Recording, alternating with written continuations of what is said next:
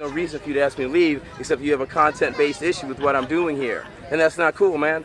You understand?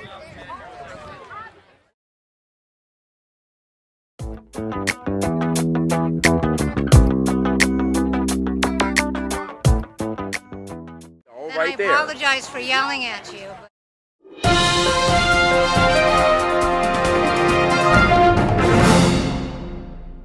Listen. If you don't leave, I'm going to call the police. Here's the security guard.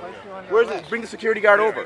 Yes, sir. This is private property. Okay. The public invite was offered. I offered to pay my money to be here. Okay.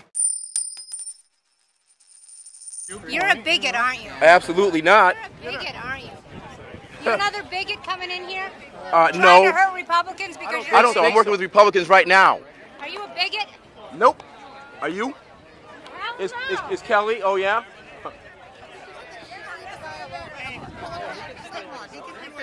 Going the bigot route, huh? Wow. Kelly Ayotte has always been a big business dupe and non-responsive to right-to-know requests issued by the public. And quite honestly, any candidate with a background like this level of malfeasance cannot be trusted as a U.S. senator. We're looking here at the Michael Paulhus case where evidence was destroyed. Look at the report here by Paul Irwin Kish. That all happened under Kelly Ayotte's nickel. That's why there was a hush-hush settlement. She screwed up on the DNA testing for youth, doesn't have right-to-know meetings, the whole 9 yards. The AP story is there for you. After that, she went on and she ignored, or actually prior to that, she ignored my complaints when I was a real estate closer. She ignored the fact that another big business had forged my signature to a mortgage and filed it. And the laundry list just goes on and on. And, these are things that need to be considered with her candidacy.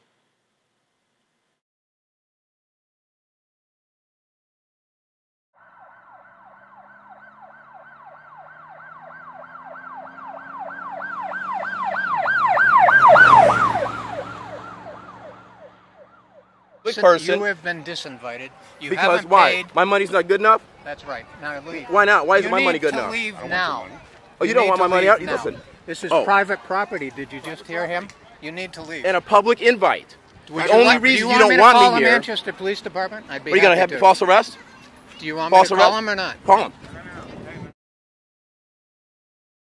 I have a particular issue with this candidate that I've raised, and it's a legitimate issue. Many legitimate issues that are being raised in a movie that's coming out. Okay, so it's not just me.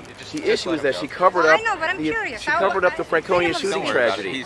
He has a conspiracy against Kelly. No, I don't have a conspiracy against her. She tried against me and lost, though. That's a fact. Case dismissed. I'll hear you out. Okay. I'm willing to hear you out. I just explained to this guy right here. Okay. Yes, the Franconia shooting tragedy. On that day, like 3 years ago, I was complimenting Kelly on some things she was doing. That day, a cop got shot and killed, all right? And a passerby comes by and then kills this kid with the cop's gun immediately. Kelly clears this guy in 24 hours, even though he's a multiple felon on all kinds of drugs, okay? Clears him in 24 hours. She did not address the fact that the man said at first that he never spoke to the kid before he shot him.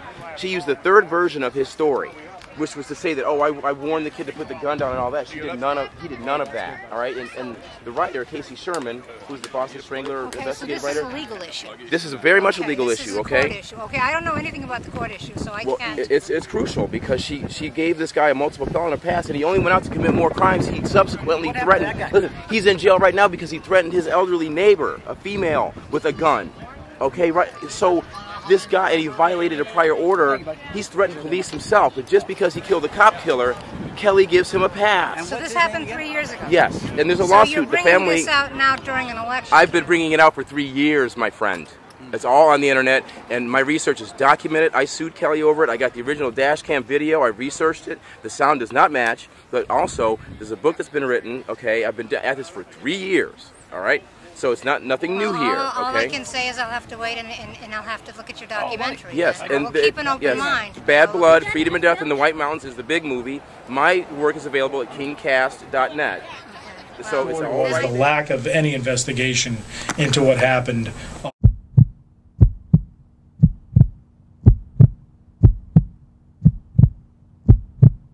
McKay pulled him over, ordered him into a dirty little parking lot, and as he does that, he pushes his car in several times violently.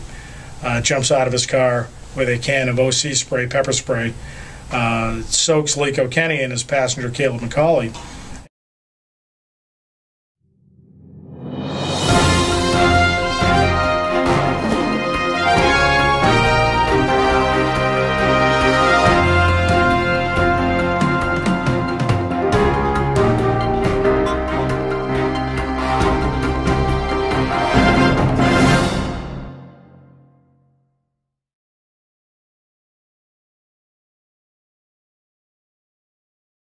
Chris is as I said, he's been a thorn in the side of law enforcement on behalf of the Kenny family, as has Brad Whipple. And then, you know, what I think brought these two together, and what brought me to the story, was the lack of any investigation into what happened on May 11, 2007. There's nothing. So they're feeling really trapped, and they're thinking, hey, are McKay and Floyd talking here? Because when Floyd pulls up, there's like 11 seconds that Casey talks about in the book where McKay is looking straight at Floyd before he drives in and bashes Lico into the area. They're trying to get Floyd's attention. Floyd's ignoring them, so they're really freaking out. They're scared. And of course, that would negate a murder charge, because I'm sure you guys have studied, if someone's scared or has apprehension for their life, it could be manslaughter, it could be self-defense. But the government doesn't want to tell you any of that. All right, they got to make Lico a cold-blooded cop killer. Nothing more, nothing less. All right, and then you see the same thing in the Gregory Floyd has to be the hero. All right, and that's it. That's the story.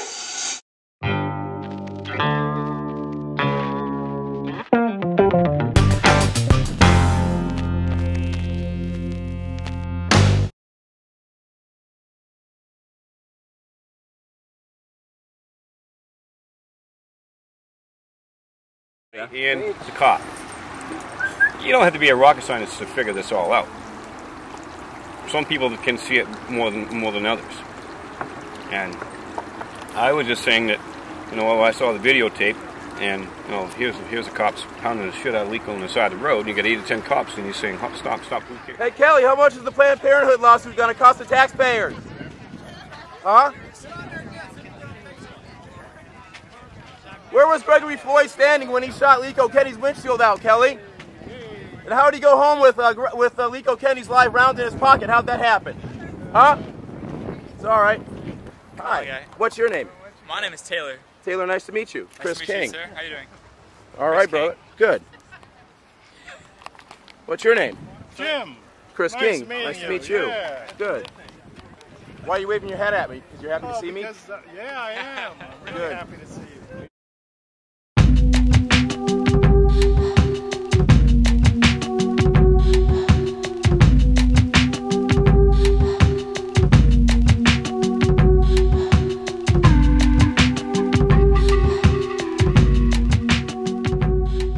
You guys know where Greg Floyd was standing when he shot out Lico Kenny's windshield? Maybe you could tell me, because the candidate won't. Do you know? No, I don't. Yeah, I bet you don't. Well, frankly, I don't know if Kelly Ayotte is a bigot or not. I know that Michael Holman has some serious issues with her, and the legislature is looking at that. Senators are looking at that for him. But her buddy Martin Dunn, definitely a real cracker. And deceitful, too. The Supreme Court just reversed part of its opinion because of it. And I filed a motion on that, so take a look. Hey man, did you hear about what happened to Chief Dunn the other day in the Supreme Court case that I found out, where Chief Dunn lied and said I was disbarred? The Supreme Court changed all that, and that's all under investigation. So you gotta be careful what you say, man. Make sure it's accurate.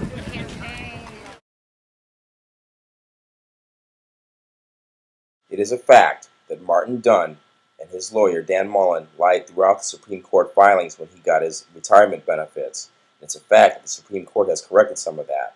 Along the line, it's also a fact that Martin Dunn laughed at the prospect of me being raped in prison, but yet he went crying to Kelly Ayotte when, he said he felt like he was being raped by the judicial system, when former New Hampshire Attorney General John Arnold found that his termination was justifiable and affirmed it.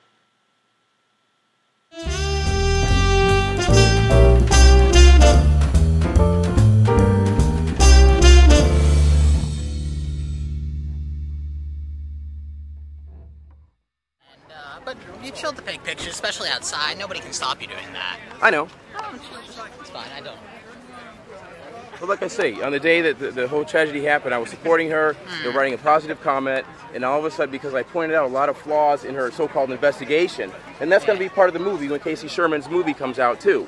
So, you know, it's not just me. There's a lot of people who have a lot of questions. So she has a public event, invites the public. I come here to ask a couple of questions, and you guys give me the bums rush, okay? And that's not cool, man. You know, if you have... All I came to do is ask a couple of questions, okay? But you see, you're asking me inappropriately in the first place. There's no reason for you to ask me to leave except you have a content-based issue with what I'm doing here. And that's not cool, man. You understand?